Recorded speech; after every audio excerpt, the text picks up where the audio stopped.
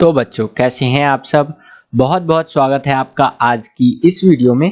आज की इस वीडियो में हम देखने वाले हैं बच्चों क्लास 12th का जो आपका हिस्ट्री का प्रैक्टिस पेपर जारी किया गया है शिक्षा निदेशालय राष्ट्रीय राजधानी क्षेत्र दिल्ली की तरफ से, यानी कि DOE की तरफ से। तो इसका ये सॉल्यूशन वाला वीडियो होने वाला है जिसके अंदर पूरा हम सॉल्व करके देखेंगे इस प्रैक्टिस पेपर को और समझेंगे कि आपका टर्म 2 का एग्जाम आने कैसे वाला है, क्या कुछ क्वेश्चंस इंपॉर्टेंट होने वाले हैं आपके लिए, किस तरह का पैटर्न होगा, सारी चीजें इस वीडियो में हम डिस्कस करने वाले हैं। इससे पहले मैंने ये पेपर का रिव्यू कर दिया है, तो अगर आपको रिव्यू वाला वीडियो देखना है तो आप जाकर के चैनल पर देख सकते हैं। ये सॉल्यूशन वाला वीडियो होने वाला है जिसके अंदर प्रत्येक क्वेश्चन लूंगा और उसका आंसर की के साथ आपको सॉल्यूशन बताऊंगा। तो चलिए वीडियो को शुरू करते हैं। तो देखिए टाइम जो है आपका अलाउ किया जाता है 2 घंटे का और अधिकतम अंक जो आपको दिए जाने वाले हैं इस पेपर को करने के बाद वो है आपके 40। ठीक है, थोड़ा हम नीचे चलते हैं। तो ये सामान्य निर्देश है, मैंने ऑलरेडी बता रखा है आपको, तो अगर आप पढ़ना चाहते हैं तो वीडियो को पॉज करके पढ़ सकते हैं। हम डायरेक्ट जो है क्वेश्चन आंसर यहाँ पर सॉल्व करने वाले। तो सेक्शन ए में आ चुके हैं बच्चों हम लोग। यहाँ पर आप देख सकते हैं सेक्शन ए हमारा। इस सेक्शन ए के अंदर किस तरह के क्वेश्चन आपको देखने को मिलेंगे? Short answer type questions, Hindi में बोले तो लघु उत्तरीय आपका जो प्रश्न होता है वो देखने को मिलेगा, यानी कि 3-3 नंबर वाले जो क्वेश्चन होते हैं ना, 3 अंक वाले क्वेश्चन, ठीक है, वो देखने को मिलेंगे। तो चलिए पहला क्वेश्चन डिस्कस करते हैं। पहला क्वेश्चन क्या पूछ रहा है बच्चों यहाँ पर हमसे? संविधान सभा के सामने प्रस्तुत उद्देश्य प्रस्ताव में किन आदर्शों पर जोर दिया गया था? क्वेश्चन एक बार दोबारा से देखिए कि जो संविधान सभा है हमारा, जब संविधान का निर्माण हो रहा था, ठीक है, तो उसके लिए कह सकते हैं एक अलग से जो है सो कि गठन किया गया था सभा का। तो उन्हीं सब चीजों की यहाँ पर बात हो रही है। तो यहाँ पर बोला गया है कि संविधान सभा जो था हमारा, उसके अंदर यहाँ पर बोला गया है कि प्रस्तुत उद्देश्य प्रस्ताव जो था, एक उद्देश्य प्रस्ताव था, उसके बारे में आपने पढ़ा होगा। तो उद्देश्य प्रस्ताव में किन आदर्शों पर जोर दिया गया था वो आपको बताना है। कोई भी आपको यहाँ पर 3 एक्सप्लेन कर देना है, ठीक है। तो चलिए आंसर देखते हैं इसका। देखिए बेसिकली 3 पॉइंट आपसे मांगा है, लेकिन यहाँ आंसर की में आपको 5 पॉइंट देखने को मिलेगा। 3 नंबर का क्वेश्चन है तो आपको 3 ही पॉइंट लिखना है और उसको अच्छे से एक्सप्लेन करना है, आपको 3 नंबर मिल जाएगा। तो चलिए समझते हैं एक एक करके। तो पहला पॉइंट आप इस तरह से लिख सकते हैं कि उद्देश्य प्रस्ताव में जो आजाद भारत है उसके मूल आदर्शों की रूपरेखा जो है सो कि वो पेश की गई थी। जो हमारा आजाद भारत होगा तो उसके मूल आदर्श क्या होगी, उसके रूपरेखा जो है एक तरह से प्रस्तुत की गई थी। दूसरा पॉइंट क्या कह रहा है कि उद्देश्य प्रस्ताव के माध्यम से उस फ्रेमवर्क को प्रस्तुत किया गया था जिसके अनुसार संविधान निर्माण के कार्य को आगे बढ़ाया गया। ठीक है, तो दूसरा पॉइंट इस तरह से आप लिख सकते हैं। अगर हम बात करें तीसरे पॉइंट की, तीसरा पॉइंट इस तरह से लिख सकते हैं कि प्रस्ताव में यह सुनिश्चित किया गया था, मतलब ये चीज देखा गया था कि समस्त भारत के लोग, जितने भी भारत के लोग हैं, उनके लिए सामाजिक, आर्थिक और राजनीतिक प्रतिष्ठा, अवसर और न्याय की समानता प्राप्त होगी। ठीक है, तो यहाँ पर ये चीज कह सकते हैं मेंशन किया गया था, सुनिश्चित किया गया था, आप जो भी कह लीजिए, कि ना भारत के जितने भी लोग हैं, किसी भी वर्ग से आते हो, चाहे अमीर गरीब कोई भी वर्ग हो, ठीक है, पिछड़ा जाति हो, तो सभी के लिए यहाँ पर ये चीज कंफर्म किया गया था कि जो भी लोग अपना विकास करना चाहते हैं, तो वो सामाजिक विकास हो, आर्थिक विकास हो, राजनीतिक विकास हो, ठीक है, तो इन सभी को समानता और समान अवसर प्राप्त होंगे, समानता प्राप्त होगा इनको, न्याय जो है मिलने के लिए, ठीक है, न्याय वगैरह मिलेगा सही तरीके से, समान होंगे, सारे व्यक्ति एक जैसे हैं, कोई ऊपर कोई नीचे नहीं होगा। उसके बाद अगर हम बात करें 4th पॉइंट की, तो 4th पॉइंट में बताया गया है कि अभिव्यक्ति, उपासना, व्यवसाय आदि की मौलिक स्वतंत्रता होगी। ठीक है, तो ये सारी स्वतंत्रताओं की बात कर रहा है, चाहे अभिव्यक्ति की, यहाँ पर कह सकते हैं उपासना की, व्यवसाय आदि की जो है कि मौलिक स्वतंत्रता होगी। ठीक है, 5वें पॉइंट में बता रहा है कि अल्पसंख्यक एवं पिछड़े वर्ग के तथा जनजातियों के लिए रक्षात्मक प्रावधान होंगे। ठीक है, तो जो अल्पसंख्यक है या पिछड़े वर्ग है, इस तरह की जनजातियां हैं, तो उनके लिए रक्षात्मक प्रावधान होगा कि मतलब उनका कोई शोषण ना कर सके, इसीलिए कई सारे प्रावधान किए जाएंगे। बेसिकली कह सकते हैं रिजर्वेशन वगैरह किया गया, कई सारी चीजें हमें यहाँ पर देखने को मिली। तो ये रहा आपका बच्चों फर्स्ट क्वेश्चन जो है आपका, कि संविधान सभा के सामने प्रस्तुत जो उद्देश्य प्रस्ताव था उनमें जो आदर्शों पर जोर दिया गया था, तो वो मैंने आपको बताया, वो बेसिकली आपसे डिस्कस किया मैंने। तो इस तरह से आपको आंसर लिखना था। आगे चलते हैं बच्चों, अगला क्वेश्चन देखते हैं। दूसरा क्वेश्चन क्या पूछ रहा है हमसे यहाँ पर, तो दूसरा क्वेश्चन पूछ रहा है कि साहूकारों, जमींदारों और औपनिवेशिक राज्य के विरुद्ध संथाल विद्रोह के किन्हीं 3 कारणों की कह सकते हैं परीक्षण करना है आपको। क्वेश्चन एक बार दोबारा से देखेंगे। जो साहूकार थे, जमींदार थे और औपनिवेशिक राज्य थे, इनके विरुद्ध जो संथालों के विद्रोह हुआ था, उसके किन्हीं 3 कारणों का परीक्षण आपको करना है। तो चलिए देखते हैं दूसरे क्वेश्चन का आंसर। तो यहाँ पर आप देख सकते हैं दूसरा क्वेश्चन का आंसर कुछ इस प्रकार से आप लिख सकते हैं, संथाल विद्रोह। ठीक है, यहाँ हेडिंग बना दिया। अब नीचे आकर के एक एक पॉइंट में एक्सप्लेन कर रहा है। पहला पॉइंट देखिए क्या कह रहा है कि ब्रिटिश सरकार संथालों की कृषि भूमि पर भारी भू राजस्व लगा रही थी। ठीक है भाई।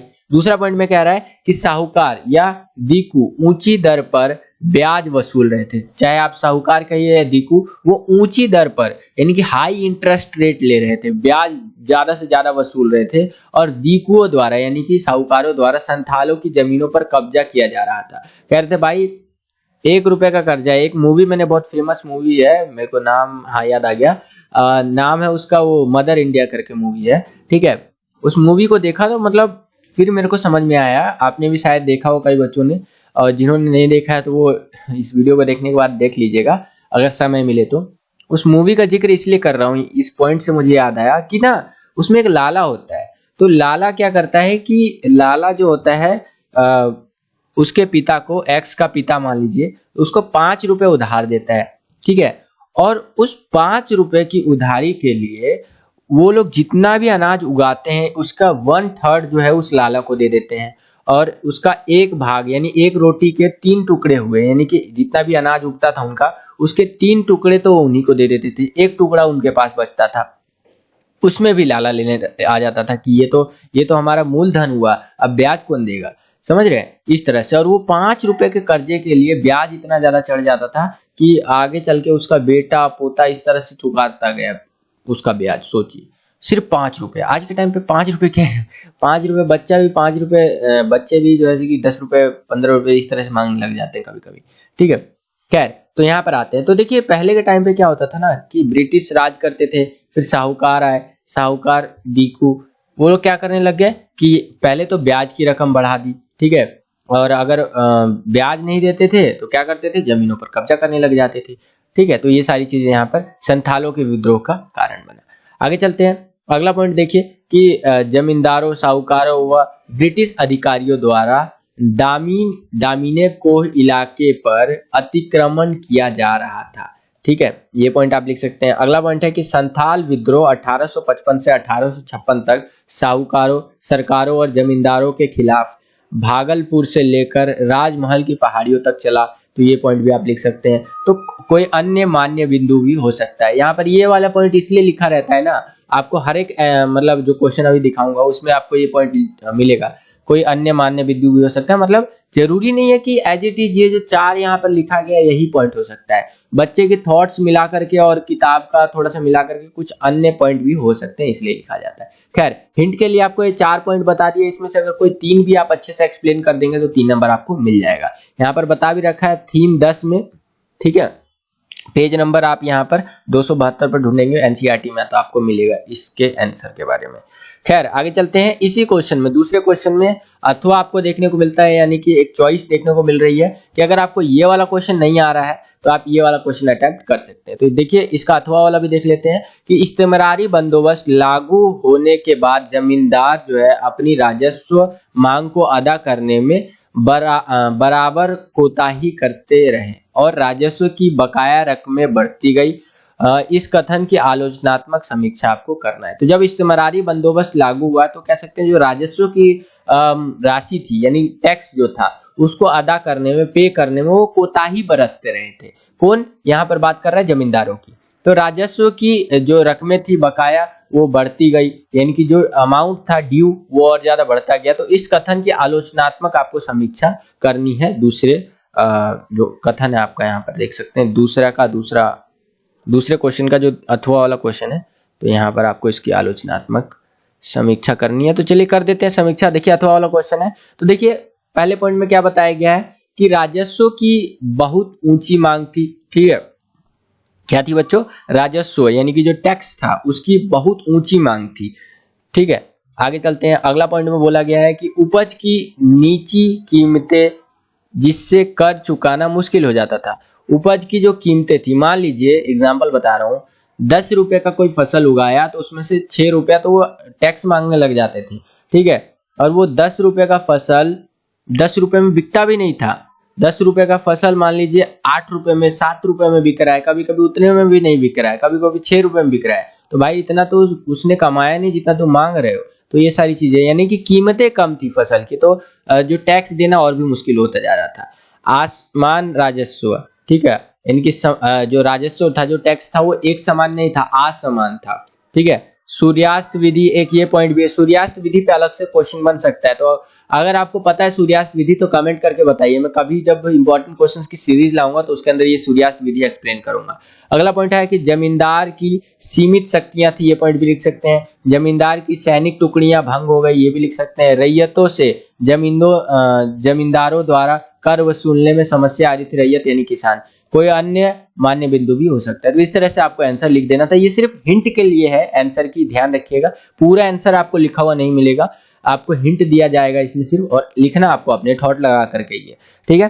तो ये था आपका बच्चों दूसरा क्वेश्चन। अब हम चलते हैं तीसरे क्वेश्चन में। तो देखिए तीसरा क्वेश्चन क्या पूछ रहा है कि मुगल साम्राज्य के अंतर्गत 1857 में विद्रोहियों द्वारा जारी की गई घोषणाओं में भारतीय समाज के सभी तबकों में एकता और सह अस्तित्व का आह्वान किया जाता था। एकता के लिए उनके द्वारा अपनाए गए किन्हीं 3 तरीकों की व्याख्या कीजिए, ठीक है। तो ये आपको बताना है किन्हीं 3 तरीकों को। तो चलिए तीसरे का जो है सो कि उत्तर हम लोग देख लेते हैं तीसरे क्वेश्चन का। तो देखिए तीसरे क्वेश्चन का उत्तर में पहला पॉइंट कुछ इस तरह से लिख सकते हैं कि घोषणाओं द्वारा क्या होता था, सभी लोगों से बिना जाति और धर्म का भेदभाव किए विद्रोह का आह्वान किया जाता था, ठीक है। घोषणाओं की बात हो रही है यहाँ पर। उसके बाद अगर हम बात करें बच्चों दूसरे पॉइंट की, तो यहाँ पर देखिए क्या कह रहा है कि मुस्लिम राजकुमारों या नवाबों की ओर से की गई घोषणाओं में हिंदुओं का भावनाओं का विशेष ख्याल रखा जाता था, ठीक है। यानी कि हिंदू मुस्लिम का ख्याल रखते थे, मुस्लिम हिंदू का ख्याल रखते थे। तो इस तरह से आप कह सकते हैं। अगला पॉइंट देखिए, तीसरा पॉइंट क्या कह रहा है कि इस विद्रोह को एक ऐसे युद्ध के रूप में प्रस्तुत किया गया जिसमें हिंदुओं और मुसलमानों दोनों का समान लाभ और हानि होनी थी, ठीक है। मतलब इसको बोला गया कि ये एक ऐसा युद्ध है, इस विद्रोह को ऐसे युद्ध के रूप में बताया गया कि हिंदू का भी उतना ही लॉस है जितना मुसलमान का है, ठीक है ना। इसलिए हिंदू मुसलमान साथ होकर के लड़ रहे थे। आगे चलते हैं। अगला पॉइंट यहाँ पर देखिए क्या कह रहा है कि इस त्योहारों में अंग्रेजों से पहले के अतीत और ध्यान आकर्षित किया जाता था, जैसे मुगल साम्राज्य के अंतर्गत धार्मिक सहनशीलता की नीति के कारण सभी समुदायों में सह अस्तित्व की भावना प्रशंसा की जाती थी। तो ये कुछ बातें बताया गया है यहाँ पर। अगला पॉइंट उसी तरह से है कि बहादुर शाह के नाम से जारी की गई घोषणाओं में मोहम्मद और महावीर दोनों की दुहाई देते हुए जनता से इस लड़ाई में सम्मिलित होने का आह्वान किया गया। यानी कि न केवल हिंदू बल्कि मुस्लिम सभी मिलकर के इसके अंदर जुड़े, ऐसा आह्वान किया जा रहा था। किससे? जनता से, ठीक है। तो कुछ इस प्रकार से आप आंसर लिख सकते हैं। केवल हिंट है, मैं आपको बार बार बोल रहा हूँ केवल हिंट है, यहाँ पर ध्यान रखिएगा, ये मत समझ लीजिएगा कि यही एक्यूरेट आंसर है। फोर्थ पॉइंट देखिए, फोर्थ पॉइंट कह रहा हूँ, फोर्थ क्वेश्चन देखिए। फोर्थ क्वेश्चन यहाँ पर आपके सामने क्या पूछ रहा है कि चंपारण, खेड़ा और अहमदाबाद में की गई गांधी जी की पहल ने किस प्रकार उन्हें एक ऐसे राष्ट्रवादी के रूप में उभारा जिनमें गरीबों के लिए गहरी सहानुभूति थी, ठीक है। कैसे उभारा तो ये आपको बताना है। एक तरह से फिल्मी टाइप आप समझ सकते हैं कि जैसे होता नहीं है, एक बहुत गरीब गांव है, उसको कुछ नहीं पता है, ठीक है। एक आदमी अचानक से आता है बाबा बन के, उस गांव को बहुत विकास कराता है। फिर वो गांव वाले क्या करते हैं, उसको मसीहा मानने लगते हैं, हीरो मानने लगते हैं। फिल्मों में भी आपने देखा होगा कई सारे। तो उसी प्रकार से यहाँ पर गांधी का जिक्र किया गया, गांधी जी के बारे में बताया गया है कि चंपारण, खेड़ा और अहमदाबाद में ऐसा क्या किया गया, ऐसा क्या पहल कर दिया, किसने? गांधी ने, कि उन्हें एक ऐसे राष्ट्रवादी के रूप में उभारा गया जिसमें गरीबों के लिए सहानुभूति थी, गहरी सहानुभूति। तो वो आपको बताना है। तो चलिए एक एक करके समझते हैं कि क्या ऐसा कर दिया भाई गांधी ने। तो पहले यहाँ पर देखिए, फोर्थ क्वेश्चन का पहला पॉइंट इस तरह से लिख सकते हैं कि चंपारण में किसानों के लिए काश्तकारी की सुरक्षा और अपनी पसंद की फसल उपजाने की आजादी दिलाने के लिए उन्होंने अहम रोल निभाया। उसके बाद क्या हुआ कि खेड़ा में क्या हुआ फसल चौपट होने पर राज्य से किसानों का लगान माफ करने की मांग की। किसने की? गांधी की बात हो रही है यहाँ पर, गांधी जी की। अगला पॉइंट क्या कह रहा है कि अहमदाबाद में कपड़े के मिल में काम करने वालों के लिए काम करने की बेहतर स्थिति की मांग की थी। किसने? गांधी जी ने। ठीक है, तो कुछ इस तरह से यहाँ पर पॉइंट्स की बात हो रही है। चंपारण की बात करें, खेड़ा, अहमदाबाद कि इन पहलों से, यहाँ चंपारण, खेड़ा और अहमदाबाद तीनों को मिक्स करके बताया गया है इन जगहों को, कि इन्हीं पहलों से गांधी जी ने ऐसे राष्ट्रवादी के रूप में उभरे जिसके लिए जिनमें क्या होता था, गरीब जो होते थे वो गहरी सहानुभूति रखते थे गांधी के प्रति कि हाँ गांधी बापू है हमारे। ठीक है, इस तरह से तो ये सारी चीजें हैं। तो इस तरह से आपको लिखना था 3 नंबर का, तो आपको इजीली 3 नंबर मिल जाते। अब हम आज चलते हैं बच्चों खंड ख यानी कि सेक्शन बी में। इस सेक्शन बी के अंदर लॉन्ग आंसर टाइप क्वेश्चंस होंगे आपके लिए, हिंदी में बोले तो दीर्घ उत्तरीय प्रश्न। तो देखिए सेक्शन बी का पहला क्वेश्चन, 5वां क्वेश्चन क्या पूछ रहा है कि 1857 के विद्रोह के बारे में चित्रों से क्या पता चलता है, इतिहासकार इन चित्रों का विश्लेषण किस प्रकार करते हैं, तो आपको बताना है। 5वां क्वेश्चन। ठीक है, तो चलिए समझते हैं। देखिए एक एक करके समझेंगे। पहला पॉइंट है कि अंग्रेजों और भारतीयों द्वारा विद्रोह की कई जो है सो की तस्वीरें, ठीक है, तस्वीरें पेंसिल से बने रेखा, स्क्रीन चित्र, पोस्टर, कार्टून आदि बनाए गए। यानी कि 1857 का जो हमारा विद्रोह हुआ था, ठीक है, विद्रोह के संदर्भ में कई सारी पेंटिंग्स कह सकते हैं, स्केच वगैरह सारी चीजें बनाई गई थी, कार्टून वगैरह सारा चीज बनाया गया था। ठीक है, तो इनसे विद्रोह की निम्नलिखित छवियों का ज्ञान होता है। ठीक है, इनसे क्या होता है, अलग अलग चीजों का होता है। अब समझते हैं चित्रों में क्या होता है, ब्रिटिश रक्षकों का अभिनंदन या अंग्रेज नायकों का गुणगान किया गया है। ठीक है, तो चित्रों की बात कर रहा है।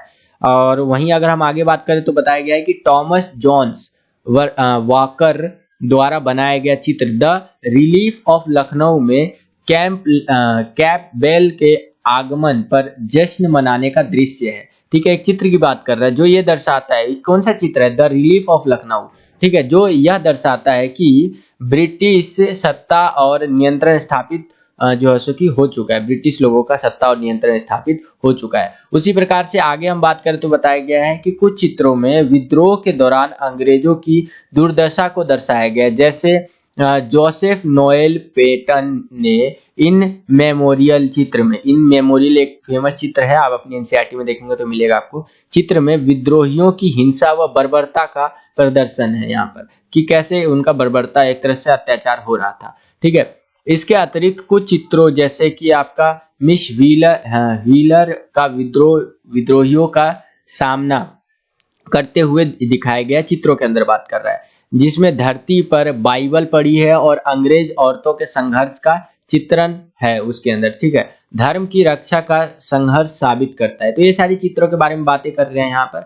उसी प्रकार से आगे हम बात करें तो बताया गया 5वें पॉइंट में कि इन चित्रों में अंग्रेजों द्वारा विद्रोहियों से प्रतिशोध की भावना और एक तरह से बदले की भावना और उनको सबक सिखाने की भावना पनपती है। ठीक है, इन चित्रों की बात हो रही है यहाँ पर। जैसे एक हाथ में तलवार और दूसरे हाथ में ढाल लिए हुए महिला का आक्रामक रूप में चित्र पेश किया गया है। ठीक है, पेशावर में विद्रोहियों को मृत्यु दंड तोप से उड़ाते हुए चित्र प्रदर्शित है। ठीक है, यहाँ पर जो विद्रोही थे उनको तो इतना मतलब कह सकते हैं क्रूर बताया गया है इन चित्रों में कि तोप से उड़ा देंगे भाई, मृत्यु दंड दे देंगे। ये सारे ये चित्रों की बात हो रही है। ठीक है, ध्यान रखिएगा। क्वेश्चन भी कुछ इसी टाइप से ना कि 1857 के विद्रोह में यहाँ पर देखिए इतिहासकार चित्रों का विश्लेषण किस प्रकार करते हैं, तो चित्रों का विश्लेषण यहाँ पर हम कर रहे हैं। तो अगला पॉइंट यहाँ पर देखिए क्या कह रहा है। हालांकि ये क्वेश्चन जो आपका यहाँ पर देखिए 6 नंबर का, ये ध्यान रखिएगा, इसलिए थोड़ा बड़ा क्वेश्चन होगा आपका ये।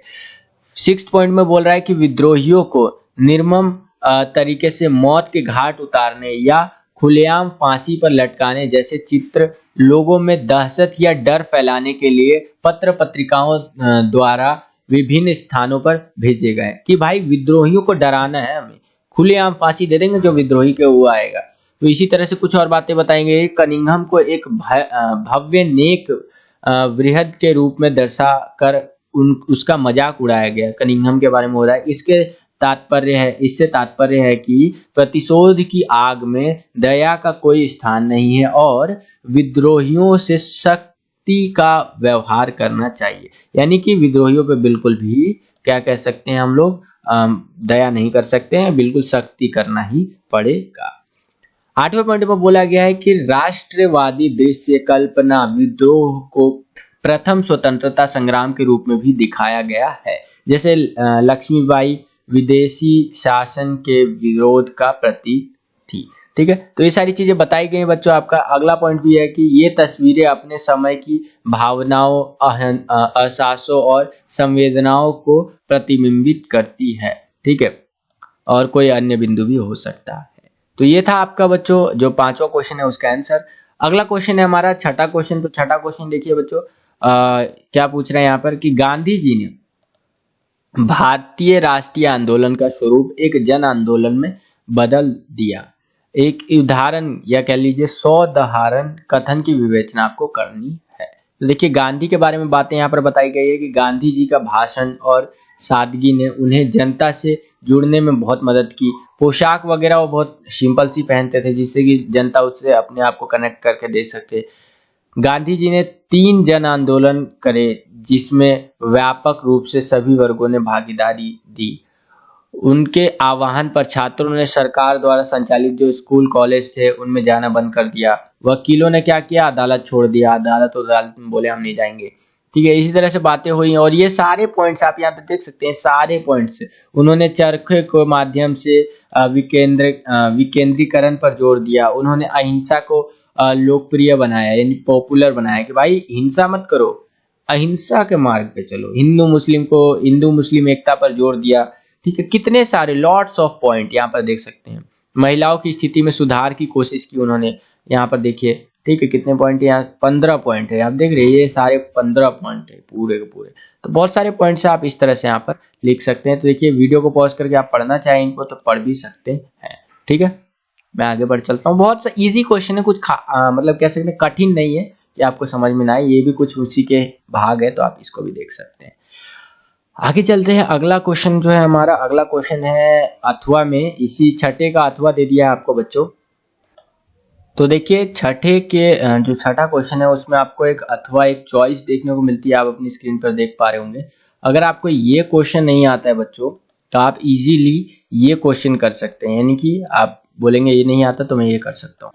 तो देखिए इस क्वेश्चन में क्या पूछा है आपसे, इस क्वेश्चन में पूछा है बेसिकली बच्चों कि दिसंबर 1929 में कांग्रेस के लाहौर अधिवेशन के महत्व को स्पष्ट करना है आपको।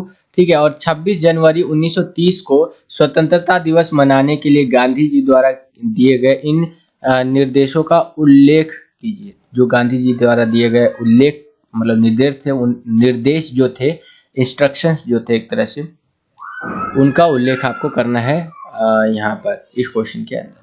छठा क्वेश्चन एक एक करके समझते हैं। तो देखिए दिसंबर 1929 में कांग्रेस का वार्षिक अधिवेशन लाहौर में हुआ था, आपको पता है। दूसरा है कि जवाहरलाल नेहरू इस अधिवेशन के अध्यक्ष चुने गए, जो युवा पीढ़ी के नेतृत्व के प्रतीक माने जाते थे। ठीक है, जो युवा पीढ़ी जो थी उस टाइम पे वो एक तरह से कह सकते हैं उनकी युवा पीढ़ी के नेतृत्व के प्रतीक माने जाते थे, यानी कि लीडर माने जाते थे एक तरह से।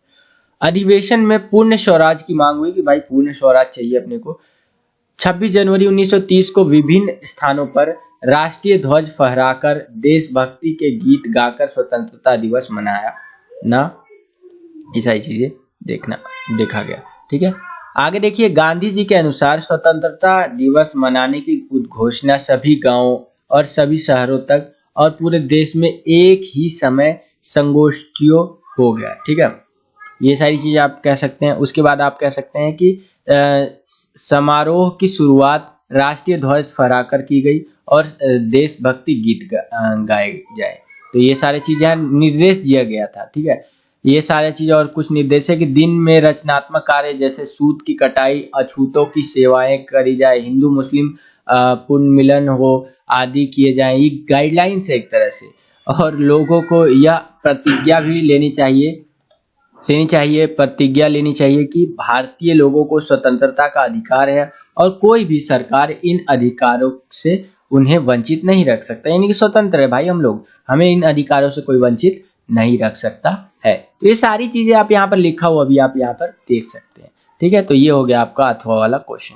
आगे चलते हैं। अभी की 7वां क्वेश्चन यहाँ पर अपनी स्क्रीन पर देख सकते हैं, देवीय प्रकाश वाला। तो ये मैंने आपसे पहले भी डिस्कस कर रखा है, यहाँ पर आप देख लीजिए देवीय प्रकाश के बारे में क्या पॉइंट्स है।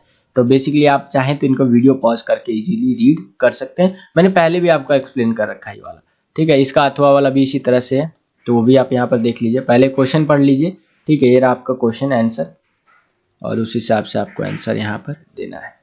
तो देखिए ये रहा आपका, इसको वीडियो को पॉज करके आप पढ़ सकते हैं इजीली, कोई उतना हार्ड टफ क्वेश्चन नहीं है आपका। ये अथवा में वाला क्वेश्चन था आपका मुगल वाला, तो मुगल वाला क्वेश्चन भी आप यहाँ पर देख सकते हैं। नीचे आएंगे हम थोड़ा सा, तो ये देख सकते हैं सारा का सारा है आपके लिए। आगे चलते हैं, ये देखिए ये भी उसी का भाग है। अब हम लोग डायरेक्ट आ जाते हैं सेक्शन सी के ऊपर, ठीक है। सेक्शन सी में अगर मैं बात करूं आपसे, तो ये केस आधारित प्रश्न मिलेंगे आपको, खंड ग सेक्शन सी, जिसके अंदर आपको केस बेस्ड क्वेश्चंस आपको देखने को मिलेंगे। 4 गुने 2 बराबर 8, यानी कि 4 नंबर के 2 क्वेश्चन मिलेंगे, 8 नंबर टोटल है इस सेक्शन में आपको अलॉट किया गया है। चलिए एक एक करके समझते हैं। 8वां क्वेश्चन देखिए, यहाँ पर बताया गया है कि दिए गए स्रोत को ध्यानपूर्वक पढ़िए और प्रश्नों का उत्तर दीजिए भैया, ठीक है। बादशाह नामा का सफर, ये एक आपका पूरा का पूरा पैराग्राफ है, तो इसको आप पढ़ना चाहे तो पढ़ लीजिए, मैं डायरेक्ट आंसर बताता चलूंगा आपको, ठीक है। 8वें क्वेश्चन में 8.1 में आपसे पूछ लिया गया है कि पांडुलिपि का क्या अर्थ होता है, तो वो आपको बताना है। तो चलिए एक एक करके समझते हैं हम लोग। तो यहाँ पर देखिए बताया गया है कि मुगल भारत की सभी पुस्तकें हाथ से लिखी होती थी और पांडुलिपि कहलाती थी। 8.2 में देखिए क्या पूछ रहा है आपसे कि अवध के नवाब ने जॉर्ज तृतीय को पांडुलिपि क्यों भेंट की थी, वो आपको बताना है। तो मुगलों के अधीन बहुमूल्य पांडुलिपि की भेंट एक स्थापित राजनयिक प्रथा होती थी। इसी के अनुकरण करते हुए अवध के नवाब ने क्या किया, इसी का पालन करते हुए जॉर्ज तृतीय को पांडुलिपि भेंट की थी।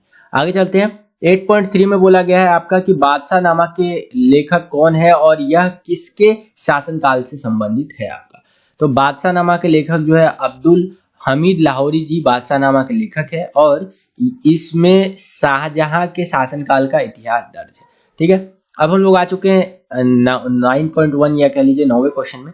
ये चीजें इंग्लिश में भी है, अगर इंग्लिश में आप पढ़ना चाहे तो पढ़ सकते हैं, ठीक है। मैं हिंदी में ज़्यादा जोर देता हूँ क्योंकि all CBSE education in Hindi नाम है चैनल का, मजाक कर रहा हूँ, ठीक है। दोनों पे जोर दिया जाता है। खैर 9वें क्वेश्चन में आते हैं। तो देखिए 9वां क्वेश्चन, हमने विशेषाधिकार कभी नहीं मांगे, तो ये हेडिंग है और इसी के ऊपर आपका जो है सो कि एक पूरा का पूरा पैरा है।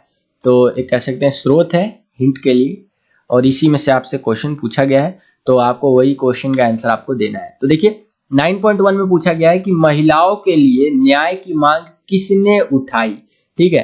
तो यहाँ पर आपसे पूछा है तो उसका आंसर भी देख लीजिए। महिलाओं के लिए न्याय की मांग बंबई की हंस मेहता ने उठाई थी, ठीक है। आगे देखिए अगला है कि पुरुष और महिला के बीच वास्तविक सहयोग कैसे संभव है। तो ये आपका यहाँ पर है उत्तर कि पुरुष और महिला के बीच वास्तविक सहयोग पारस्परिक आदर और समझ से ही संभव है, यानी कि दोनों का आदर अपने एक दूसरे का करें और समझ हो दोनों के पास तभी संभव है। 9.3 पूछ रहे हैं यहाँ पर हमसे कि संविधान सभा में महिलाओं के लिए क्या मांगे रखी गई थी, ये आपसे पूछ रहा है। तो देखिए संविधान सभा में महिलाओं के लिए सामाजिक न्याय, आर्थिक न्याय और राजनीतिक न्याय की जो मांगे हैं वो रखी गई थी, ठीक है।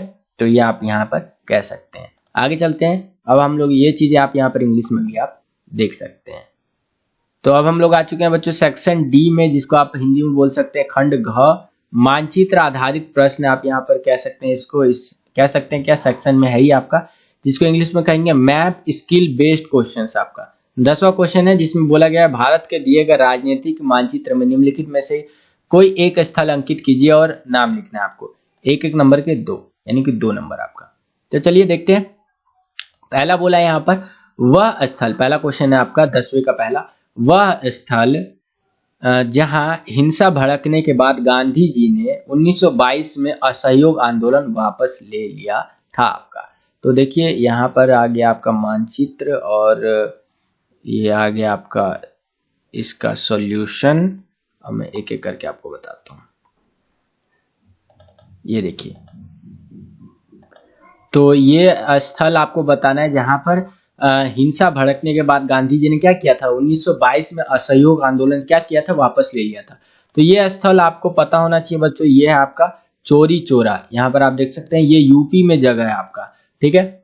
उसी हिसाब से अगर हम इसी में आपको अथवा मिलता है एक, अगर ऊपर वाला नहीं आ रहा है भाई तो नीचे वाला कर लो, 10वें का दूसरा पार्ट क्वेश्चन का, कि वह स्थल जहाँ गांधी जी ने 1916 में पहली महत्वपूर्ण सार्वजनिक उपस्थिति की थी। तो ये था आपका बनारस हिंदू विश्वविद्यालय का उद्घाटन समारोह, ठीक है। यहाँ पर BKU कह सकते हैं, ये भी बनारस भी आपका यूपी में आपका आता है, ठीक है। तो ये था आपका मैप, और ये था आपका A वाला मैप, ठीक है। B वाले में भी कुछ बातें पूछी गई हैं, यहाँ पर आप देख सकते हैं, ठीक है। तो B में देखिए क्या पूछा है कि भारत के दिए गए इस राजनीतिक मानचित्र पर 1857 की क्रांति से संबंधित एक स्थल A अंकित किया गया है, इसे पहचानिए और इस स्थल का नाम उसके पास खींची गई रेखा पे आपको लिखना है। 1857 के संदर्भ में बोला गया है। तो देखिए इसके संदर्भ में बता देते हैं हम आपको, ये है आपका, ये नीचे आएंगे तो ये देखिए ये है आपका, ये है बच्चों आपका दिल्ली, ठीक है। ये देख सकते हैं आंसर की में आपका दिल्ली है आपका, ठीक है। नीचे आ जाते हैं तो ये दृष्टिबाधित के लिए है कि दृष्टिबाधित के लिए भी कर लेते हैं, क्योंकि एक बच्चे ने कमेंट किया था कि सर हम दृष्टिबाधित है लेकिन हम भी आपका वीडियो देखते हैं, तो चलिए सहानुभूति रखते हुए उनके लिए भी कर लेते हैं क्वेश्चन। 10वें में दृष्टिबाधित के लिए क्या बोला गया है कि अकबर के अधीन राजस्थान में कोई 2 क्षेत्र, उनका नाम आपको लिखना है अकबर के अधीन।